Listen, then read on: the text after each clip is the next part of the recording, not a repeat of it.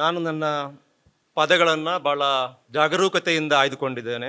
ಭಾರತದೊಳಗಣ ಕರ್ನಾಟಕ ದೇಶದ ಅಂತ ಉದ್ದೇಶಪೂರ್ವಕವಾಗಿ ಹೇಳಿದ್ದೇನೆ. ಯಾಕೆಂತಂದರೆ ನಾವು ಮರೆತಂಥ ಒಂದು ಸತ್ಯವನ್ನು ಜ್ಞಾಪಿಸೋದಕ್ಕೋಸ್ಕರ ಈ ಮಾತನ್ನು ಹೇಳಿದ್ದೇನೆ. ಆ ಮರೆತಂಥ ಸತ್ಯ ಯಾವುದು ಅಂತಂದರೆ ಅದು ಸಾಂವಿಧಾನಿಕ ಸತ್ಯವೂ ಹೌದು, ಭಾರತೀಯ ಸತ್ಯವೂ ಹೌದು. ಭಾರತವೂ ದೇಶ, ಕರ್ನಾಟಕವೂ ದೇಶ. ಭಾರತವೂ ದೇಶ, ಇನ್ನೊಮ್ಮೆ ಹೇಳ್ತೇನೆ, ಭಾರತವೂ ದೇಶ, ಕರ್ನಾಟಕವೂ ದೇಶ. ದೇಶ ದೇಶ ಅಂತ ಎರಡು ಇರಬಾರ್ದು ಅನ್ನುವ ಕಾರಣಕ್ಕೋಸ್ಕರ, ಅನುಕೂಲಕ್ಕೋಸ್ಕರ ಭಾರತ ದೇಶದೊಳಗೆ ಕರ್ನಾಟಕ ರಾಜ್ಯ ಅಂತ ಕನ್ವೀನಿಯನ್ಸ್ಗೋಸ್ಕರ, ಅನುಕೂಲಕ್ಕೋಸ್ಕರ ನಾವು ಕರ್ಕೊಂಡದ್ದು. ಕರ್ನಾಟಕದಂತಹ ಹಲವಾರು ದೇಶಗಳು ಸೇರಿ ಭಾರತ ದೇಶವನ್ನು ನಾವು ನಿರ್ಮಿಸಿದ್ದು. ನಾವು ನಿರ್ಮಿಸಿದ್ದು ಅಂತಂದರೆ ಸಂವಿಧಾನದ ಮೂಲಕ ನಾವು ನಿರ್ಮಿಸಿದ್ದು ಅನ್ನುವಂಥ ಸತ್ಯ ಈ ದೇಶಕ್ಕೆ ಮರೆತು ಹೋದ ಕಾರಣ, ಈ ದೇಶದ ಜನತೆಗೆ ಮರೆತು ಹೋದ ಕಾರಣ ನಾವು ಬಹುಶಃ ಇವತ್ತು ಇಂತಹ ಸಮಾರಂಭಗಳನ್ನು ಅನಿವಾರ್ಯವಾಗಿ ಮತ್ತು ವಿಷಾದದಿಂದ ಏರ್ಪಡಿಸಬೇಕಾದಂತಹ ಸ್ಥಿತಿ ಬಂದಿದೆ ಎನ್ನುವಂಥ ವಿಚಾರವನ್ನು ನಾವು ಮೊದಲಿಗೆ ಅರಿತುಕೋಬೇಕಾಗಿದೆ. ನಮ್ಮ ನಡುವಿನ ಬಹುದೊಡ್ಡ ಸಂಸ್ಕೃತಿ ಚಿಂತಕರಾದಂತಹ ರಹಮತ್ ತೆರೀಕೆರೆಯವರು ಮೊನ್ನೆ ಮಾತನಾಡ್ತಾ ಕರ್ನಾಟಕ ಏಕೀಕರಣದ ಸಂದರ್ಭವನ್ನು ಜ್ಞಾಪಿಸಿಕೊಂಡ್ರು.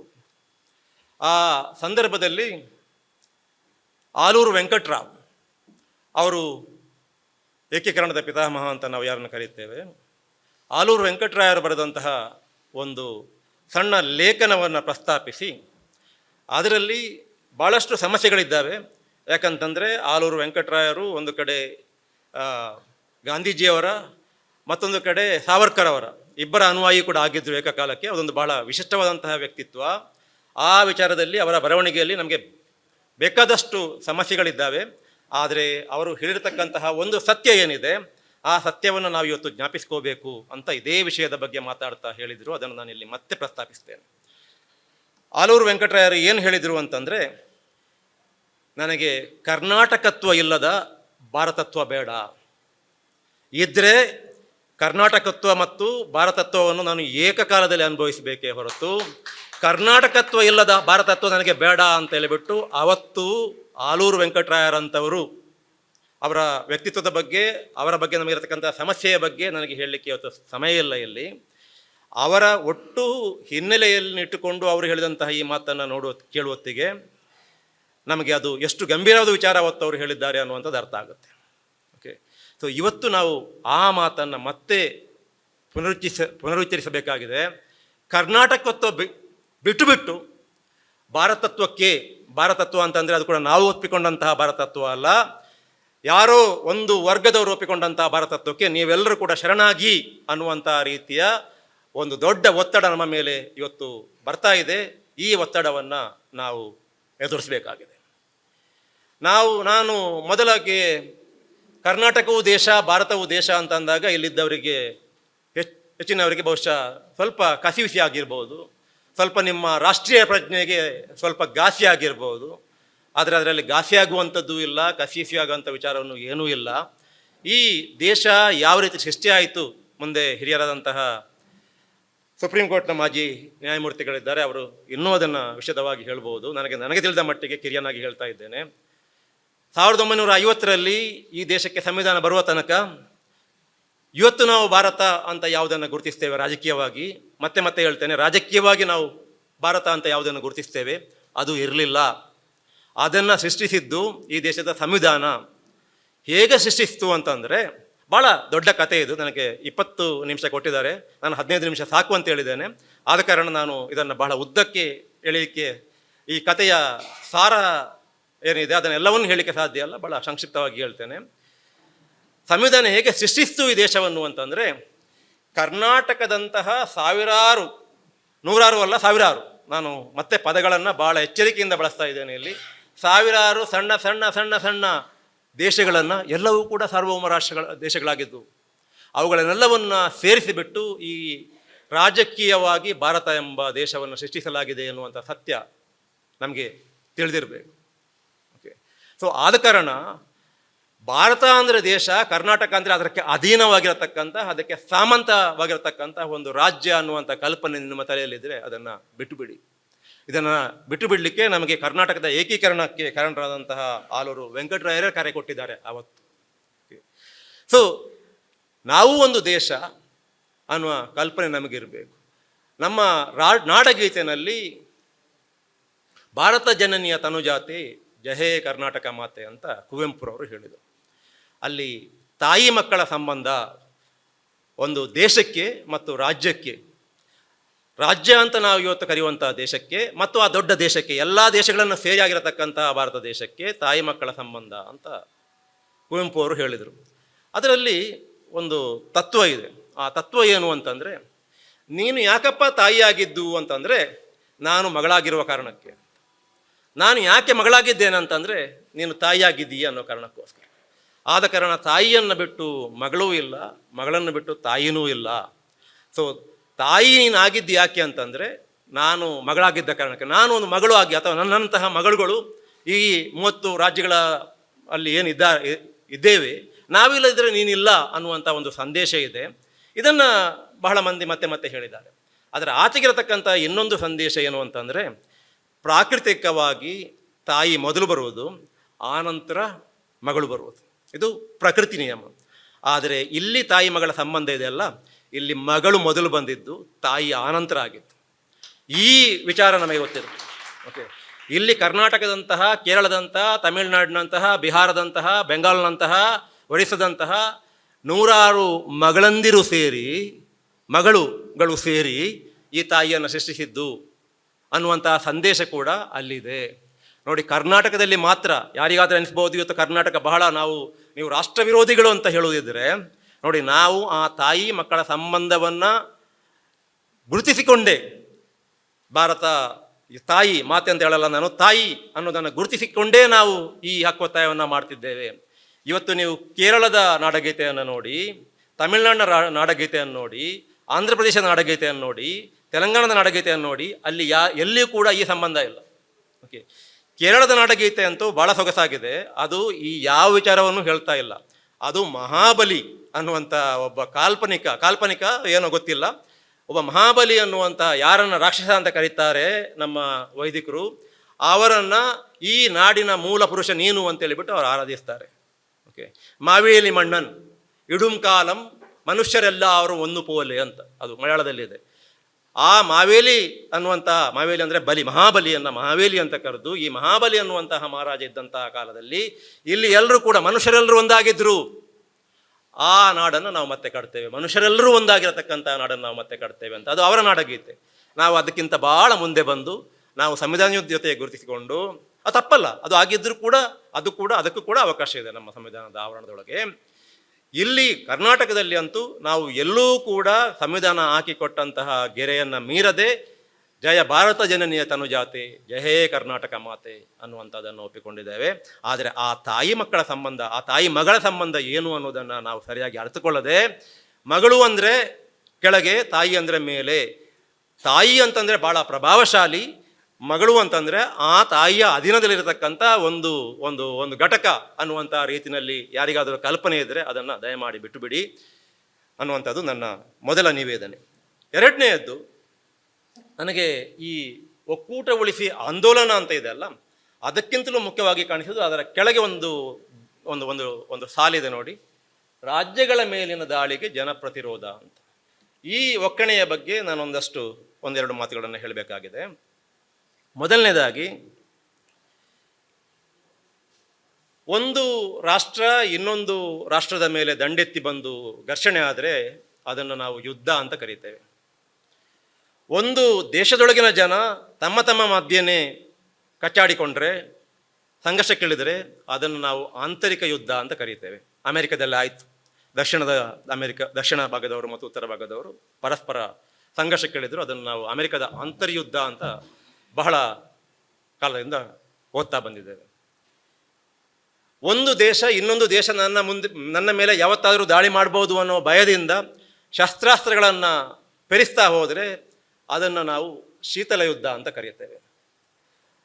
ಈಗ ನನಗೆ ಹೇಳಿ, ಒಂದು ದೇಶ ಆ ದೇಶದೊಳಗೆ ಇರತಕ್ಕಂತಹ ಇನ್ನೊಂದು ದೇಶವೇ ಆಗಿರತಕ್ಕಂತಹ ರಾಜ್ಯದ ಮೇಲೆ ದಾಳಿ ಮಾಡಿದಾಗ ಅದನ್ನು ನಾವು ಏನು ಅಂತ ಕರೆಯೋದು?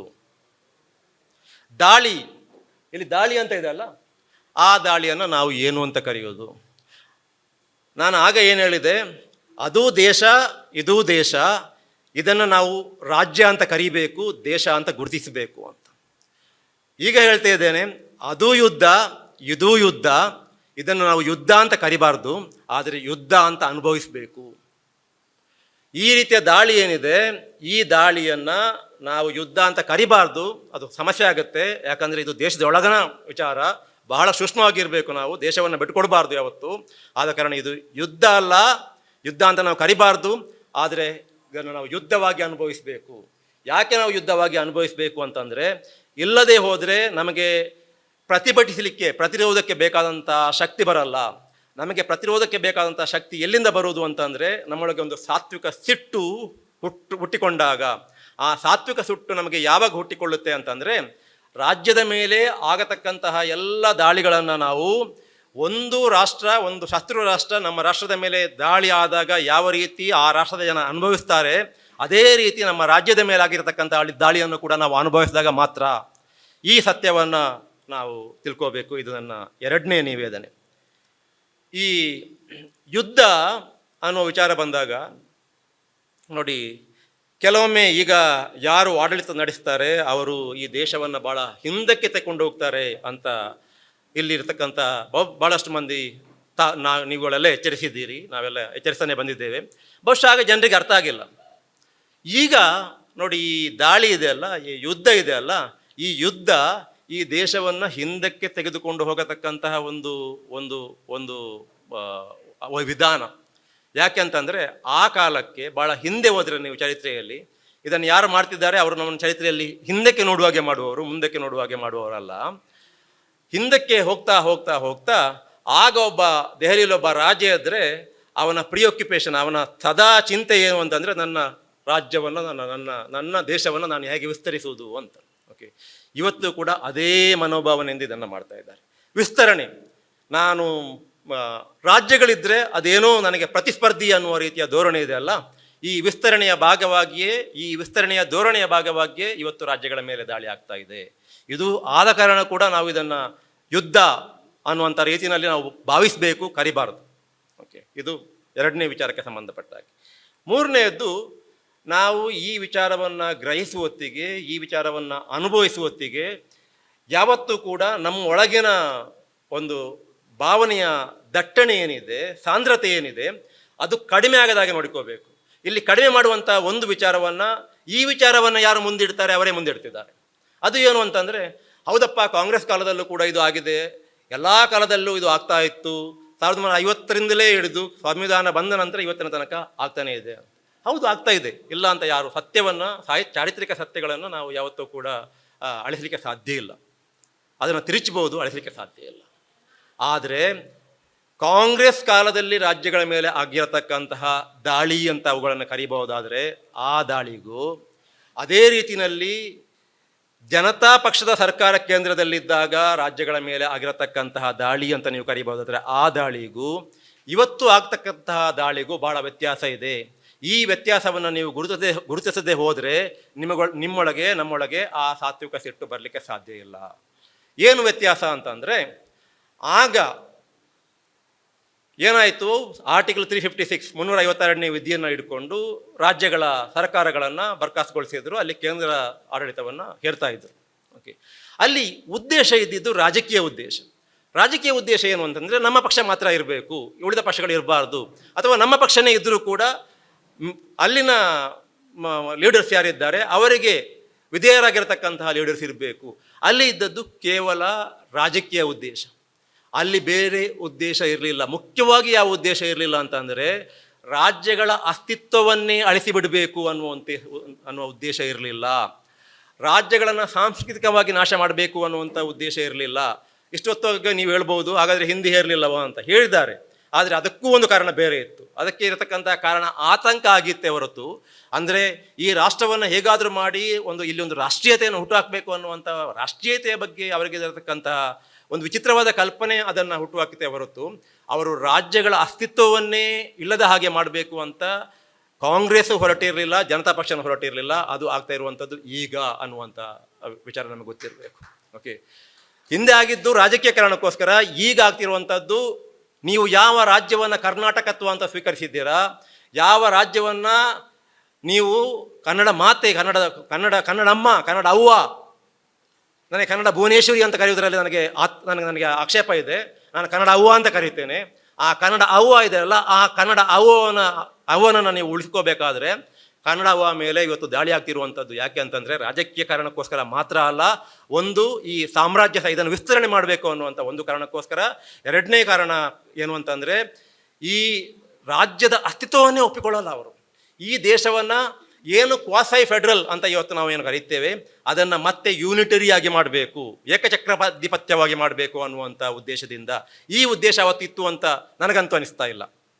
ಅವತ್ತು ಇದ್ದದ್ದು ಈ ರಾಷ್ಟ್ರವನ್ನು ಹೇಗಾದರೂ ಒಂದಾಗಿ ಉಳಿಸ್ಕೋಬೇಕು ಅನ್ನುವಂಥ ಉದ್ದೇಶ ಇತ್ತು. ಒಂದು, ಅದಕ್ಕೆ ಹಿಂದಿ ಏರಿಕೆ ಅಂತ ವಿಚಾರಗಳು. ಆನಂತರ ಈ ದೇಶದಲ್ಲಿ ಒಂದೇ ಪಕ್ಷದ ಆಡಳಿತ ಇರಬೇಕು ಅಂತ ಅವರು ಬಯಸಿದ್ರು, ಇವರು ಬಯಸಿದ್ರು ಇರ್ಬೋದು. ಆದರೆ ರಾಜ್ಯಗಳ ಅಸ್ತಿತ್ವವನ್ನು ನಿರ್ಣಾಮ ಬಿಡಬೇಕು ಅನ್ನುವಂಥ ಉದ್ದೇಶ ಆ ಎರಡೂ ಪಕ್ಷಗಳಿಗೆ ಆಗ ಇರಲಿಲ್ಲ.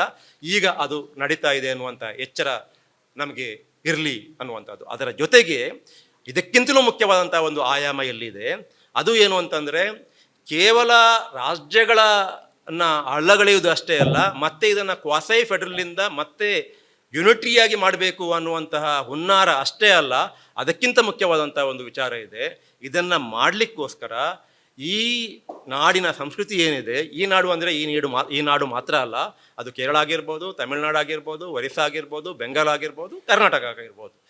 ಈ ನಾಡಿನ ಸಂಸ್ಕೃತಿ ಏನಿದೆ, ಈ ನಾಡಿನ ಸಂಸ್ಕೃತಿಯಲ್ಲಿರ್ತಕ್ಕಂತಹ ಕೆಲವು ಮಾನವೀಯವಾದಂಥ ವಿಚಾರಗಳು, ಕೆಲವು ಯೂನಿವರ್ಸಲ್ ಏನು ವಿಶ್ವಮಾನವ ಪರಿಕಲ್ಪನೆಯ ಕೆಲವು ವಿಚಾರಗಳೇನಿದ್ದಾವೆ, ಇವುಗಳು ಇದ್ದಷ್ಟು ಕಾಲ ಅವರ ಒಂದು ಉದ್ದೇಶ ಏನಿದೆ ಆ ಉದ್ದೇಶ ಈಡೇರುವುದಿಲ್ಲ ಅನ್ನುವಂತಹ ಒಂದು ಸತ್ಯ ಅವರಿಗೆ ಮನವರಿಕೆ ಆಗಿದೆ. ಆ ಉದ್ದೇಶ ಏನು ಅಂತಂದರೆ, ಈಗ ಸಾಂವಿಧಾನಿಕವಾಗಿ ನಾವು ಕಟ್ಟಿರತಕ್ಕಂತಹ ಭಾರತ ರಾಷ್ಟ್ರ ಏನಿದೆ, ಸೆಕ್ಯುಲರ್ ರಾಷ್ಟ್ರ ಏನಿದೆ, ಅದನ್ನು ನಾವೊಂದು ಹಿಂದೂ ರಾಷ್ಟ್ರ ಮಾಡಬೇಕು ಅನ್ನುವಂಥ ಉದ್ದೇಶ ಏನಿದೆ, ಆ ಉದ್ದೇಶಕ್ಕೆ ಇವತ್ತು ದೊಡ್ಡ ಅಡ್ಡಿಯಾಗಿರತಕ್ಕಂಥದ್ದು ಕೇವಲ ರಾಜ್ಯಗಳು ಮಾತ್ರ ಅಲ್ಲ, ರಾಜ್ಯ ಸರ್ಕಾರಗಳು ಮಾತ್ರ ಅಲ್ಲ, ರಾಜ್ಯಗಳ ನಾಯಕತ್ವ ಮಾತ್ರ ಅಲ್ಲ, ಈ ದೇಶದಲ್ಲಿರತಕ್ಕಂತಹ ದೇಶಗಳೆಂದೇ ನಾವು ಕರಿಬೇಕಾದಂತಹ ರಾಜ್ಯಗಳ ಸ್ಥಳೀಯ ಸಂಸ್ಕೃತಿಗಳು. ಕನ್ನಡ ಸಂಸ್ಕೃತಿ ಅದನ್ನು ವಿರೋಧಿಸುತ್ತೆ. ಅಂತಹ ದ್ವೇಷ ರಾಜಕಾರಣವನ್ನು ಕರ್ನಾಟಕ ಸಂಸ್ಕೃತಿ ವಿರೋಧಿಸುತ್ತೆ. ಅದನ್ನು ಎಲ್ಲ ರಾಜ್ಯಗಳ ಸಂಸ್ಕೃತಿಗಳು ವಿರೋಧಿಸ್ತಾ ಇದ್ದಾವೆ. ಆ ಸಂಸ್ಕೃತಿಗಳನ್ನು ಆದ ಕಾರಣ ಅವರು ದ್ವೇಷಿಸ್ತಾರೆ. ಅವರ ದ್ವೇಷ ರಾಜಕಾರಣದ ಉದ್ದೇಶ ಏನಿದೆ, ಅವರ ಹಿಂದೂ ರಾಷ್ಟ್ರದ ಉದ್ದೇಶ ಏನಿದೆ, ಅದನ್ನು ಸಾಕಾರಗೊಳಿಸಬೇಕಾದ್ರೆ ಈ ಎಲ್ಲ ಸ್ಥಳೀಯ ಸಂಸ್ಕೃತಿಗಳೇನಿದ್ದಾವೆ, ಅದು ಕನ್ನಡ ಸಂಸ್ಕೃತಿಯು ಸೇರಿದಂತೆ, ಅವುಗಳನ್ನು ನಾಶ ಮಾಡದ ಹೊರತು ಈ ಹಿಂದೂ ರಾಷ್ಟ್ರವನ್ನು ದ್ವೇಷ ರಾಜಕಾರಣದ ಮೂಲಕ ಕಟ್ಟುವಂಥ ಅವರ ಉದ್ದೇಶ ಏನಿದೆ ಅದು ಈಡೇರುವುದಿಲ್ಲ. ಅದಕ್ಕೋಸ್ಕರ ಇಲ್ಲಿ ಒಂದು ಸಂಸ್ಕೃತಿ ವಿನಾಶದ ಕೆಲಸ ಕೂಡ ನಡೀತಾ ಇದೆ. ಅದಕ್ಕೋಸ್ಕರ ಆ ಉದ್ದೇಶಕ್ಕೋಸ್ಕರ ಇಲ್ಲಿನ ನಾಯಕತ್ವವನ್ನು ನಾಶ ಮಾಡುವಂಥ ವಿಚಾರ, ಆ ಉದ್ದೇಶಕ್ಕೋಸ್ಕರ ರಾಜ್ಯಗಳಿಗೆ ಬರಬೇಕಾದಂತಹ ಹಣಕಾಸನ್ನು ಹಿಡಿದಿಡ್ತಕ್ಕಂಥ ವಿಚಾರ, ಆ ಉದ್ದೇಶಕ್ಕೋಸ್ಕರ ಇಲ್ಲಿ ಡಬಲ್ ಇಂಜಿನ್ ಸರ್ಕಾರ ಮಾಡ್ತೇವೆ, ನಮ್ಮ ಪಕ್ಷದ ಸರ್ಕಾರನೇ ಅಲ್ಲೂ ಇರಬೇಕು ಇಲ್ಲೂ ಇರಬೇಕು ಅನ್ನುವಂಥದ್ದು. ಒಟ್ಟು ಈ ರಾಜ್ಯಗಳ ಸಂಸ್ಕೃತಿ ಏನಿದೆ ಇದು ನಾಶ ಆಗದ ಹೊರತು ನಮ್ಮ ಒಂದು ಸಾಂಸ್ಕೃತಿಕ ಏಕಚಕ್ರಾಧಿಪತ್ಯವನ್ನು ಮಾಡಲಿಕ್ಕೆ ಸಾಧ್ಯ ಇಲ್ಲ ಅನ್ನುವಂತಹ ಅವರ ಈ ದೊಡ್ಡ ಒಂದು ಯೋಚನೆ ಏನಿದೆ, ಒಂದು ಡಿಸೈನ್ ಏನಿದೆ, ಅದರ ಬಗ್ಗೆ ನಾವು ಎಚ್ಚರದಲ್ಲಿರಬೇಕು. ಗಮನಿಸಿ, ಇದನ್ನು ಇಷ್ಟರ ತನಕ ಈ ದೇಶದ ಮೇಲೆ ದಂಡೆತ್ತಿ ಬಂದಂತಹ ಅಥವಾ ಈ ದೇಶದಲ್ಲಿ ದಂಡೆತ್ತಿ ಬಂದಂಥದ್ದು ಹೇಳಬಾರ್ದು, ಎಲ್ಲರೂ ದಂಡೆತ್ತಿದವರೇ. ಈ ದೇಶವನ್ನು ಆಳಿದಂಥ ಯಾರೂ ಮಾಡಿಲ್ಲ, ಮೊಘಲರು ಮಾಡಿಲ್ಲ. ಇದನ್ನು ಮೊಘಲರು ಬಂದರು, ಆಳಿದರು, ಈ ಸಂಸ್ಕೃತಿಯಲ್ಲಿ ಬೆರೆತರೋ ಕೊಟ್ಟರೋ ಇಟ್ಕೊಂಡ್ರೋ ಗೊತ್ತಿಲ್ಲ, ಅಂತೂ ಅವರು ಯಾವ ರಾಜ್ಯದ ಸಂಸ್ಕೃತಿಯನ್ನು ನಾಶ ಮಾಡಿಲ್ಲ. ಬ್ರಿಟಿಷರು ಬಂದರು, 200 ವರ್ಷಗಳ ಕಾಲ ಆಳಿದರು, ಕೊಳ್ಳೆ ಹೊಡ್ಕೊಂಡು ಹೋದರು, ಏನೇನೋ ಹೊಸ ವಿಚಾರಗಳನ್ನು ತಂದರು, ಕೆಲವನ್ನು ನಾಶ ಮಾಡಿದರು. ಆದರೆ ಯಾವ ರಾಜ್ಯದ ಸಂಸ್ಕೃತಿಯನ್ನು ಅವರು ನಾಶ ಮಾಡಿಲ್ಲ. ಇವತ್ತಿನ ಈ ಏಕಚಕ್ರಾಧಿಪತ್ಯದ ಹುನ್ನಾರ ಏನಿದೆ ಇದು ರಾಜ್ಯಗಳ ಸಂಸ್ಕೃತಿಯನ್ನು ನಾಶ ಮಾಡ್ತಾ ಇದೆ. ಇದು ಚಾರಿತ್ರಿಕವಾಗಿ ಮೊದಲಿಗೆ ಆಗ್ತಕ್ಕಂತಹ ವಿದ್ಯಮಾನ ಅನ್ನೋದನ್ನು ಗುರುತಿಸಿ. ಯಾವತ್ತೂ ಆಗಿಲ್ಲ ಇದು. ಈ ಪ್ರತಿರೋಧ ಇದೆ ಅಲ್ಲ, ಈ ಪ್ರತಿರೋಧ ನಾನು ಹೇಳಿರತಕ್ಕಂತಹ ಈ 3 ವಿಚಾರಗಳ ಹಿನ್ನೆಲೆಯಲ್ಲಿ ಹುಟ್ಟುಕೋಬೇಕು ಅನ್ನುವಂಥದ್ದು ನನ್ನ ಒಟ್ಟು ಮಾತಿನ ಸಂದೇಶ.